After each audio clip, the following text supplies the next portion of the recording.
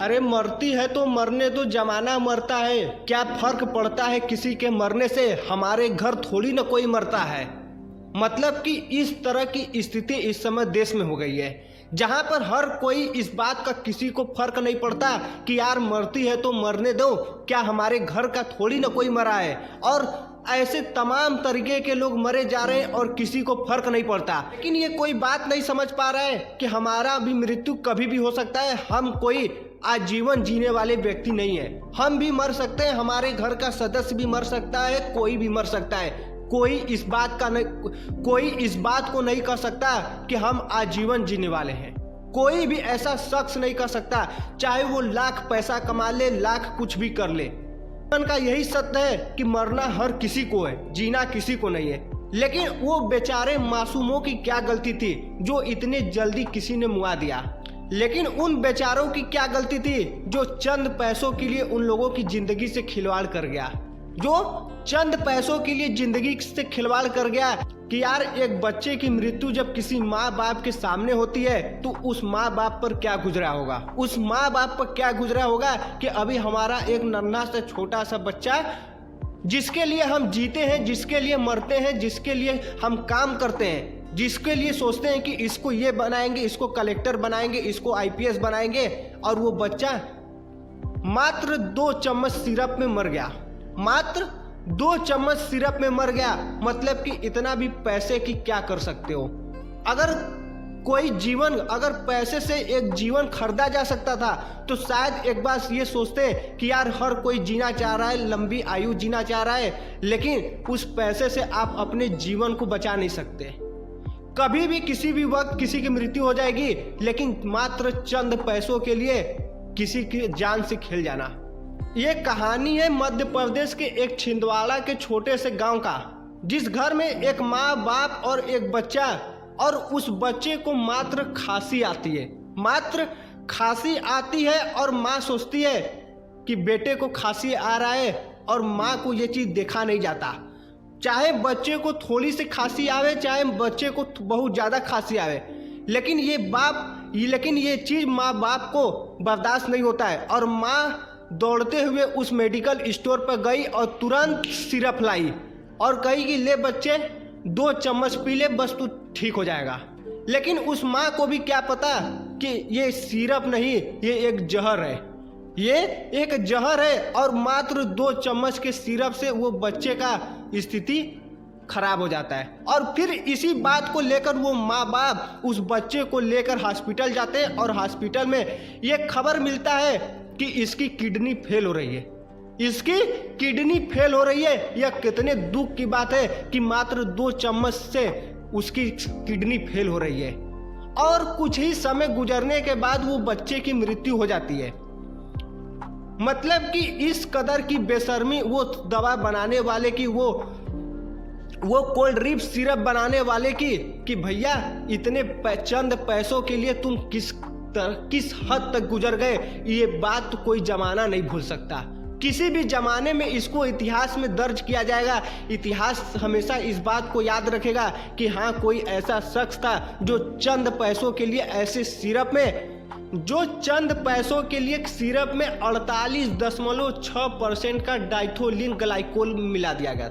48.6%। मतलब कि इस कदर की बेशर्मी, यार शायद एक पल के लिए सोच लिए होते कि कभी शायद ऐसा न जरूरत पड़े कि हमारे घर वालों की भी, कभी हमारे घर के बच्चों की भी इसकी जरूरत पड़ जाए, इस सिरप की। शायद हम घर में उपस्थित न हो और वो हमारे घर का एक सदस्य जाए, ये सिरप उठा लाए और खुद के बच्चे को पिला दे, और हमारा बच्चा खुद ही किडनी फेल से मर जाए। मतलब कि इतना तो कम से कम इंसान को सोचना ही चाहिए। लेकिन वो 48.6% डाइथोलिन ग्लाइकोल, जो मशीन साफ करने में काम आती है, जो गाड़ियों की मशीन नहीं साफ करने के काम आती है, और वो 48 ये कोई लापरवाही नहीं है, ये लापरवाही नहीं है, ये इस चीज को जानबूझकर काम किया गया है। मतलब कि पैसों के लिए ये 48.6%, ये कोई डब्बा का बोतल का चीजें नहीं था कि गिर गया। कोई इस चीज को बहाना बनाकर काट नहीं सकता कि हाँ ऐसी घटनाएं घट गई है। ये घटना एक्चुअल में पैसे कमाने के लिए बनाया गया इस सिरप को, और इस सिरप से सिर्फ 19 बच्चों की खबरें नहीं आई। इस सिरप से सिर्फ 19 बच्चों की मरने की खबरें नहीं आई, ऐसे तमाम बच्चे मरे होंगे जो अन्य कई राज्यों में जिसका पता भी न चल सका, और वो माँ बाप बेचारे किडनी का इलाज कराने के लिए क्या क्या चीजें बेच दिए होंगे। मतलब कि सिर्फ बच्चे की मृत्यु ही नहीं, वो घर भी ये लोग बेचवा दिए, वो गहने भी बिचवा दिए माँ के, जो गहना कभी रखा करते थे पहनने के लिए, और वो सब कुछ उस मात्र एक सिरप के चक्कर में सब कुछ जीवन बर्बाद हो गया। ये कोई छोटी घटना नहीं है कि हाँ कह दो कि हाँ हो गया घटना, ऐसे वैसे कर नहीं। हाँ ये बात सही है कि लोग पल भर में चीजें भूल जाते हैं, कुछ चीजें रोक लगाई गई और काम खत्म। लेकिन उसके अलावा भी अब भी न जाने कितने घरों में ये सिरप पड़े होंगे, न जाने कितने घरों में ये सिरप पड़े होंगे, और न जाने कितने बच्चों की अभी मृत्यु होगी। क्योंकि हमारे देश में हर कोई पढ़ा लिखा नहीं है, अभी भी कुछ पिछड़े ऐसे जगह हैं जहां पर लोग मोबाइल चलाना भी नहीं जानते, ऐसी जानकारियां भी नहीं है, और वो इसे भी चलाते भी हैं तो इन सब चीज़ों से फर्क नहीं पड़ता। और शायद उस अलमारी पर अभी वो सिरप रखा हो, और न जाने अभी कितने बच्चों की साथ ऐसी घटनाएं घट सकती है। और इस वीडियो को जरा शेयर करना लोगों के साथ, शायद किसी के पास पहुंच जाए और ये वीडियो उस मासूम बच्चे की जान बच जाए, जिस बच्चे के लिए एक माँ बाप न जाने क्या क्या संघर्ष करते हैं, जिन बच्चों के लिए न जाने कितनी उम्मीदें पाल कर रखते हैं कि हम अपने बच्चे को ऐसे कर देंगे वैसे कर देंगे।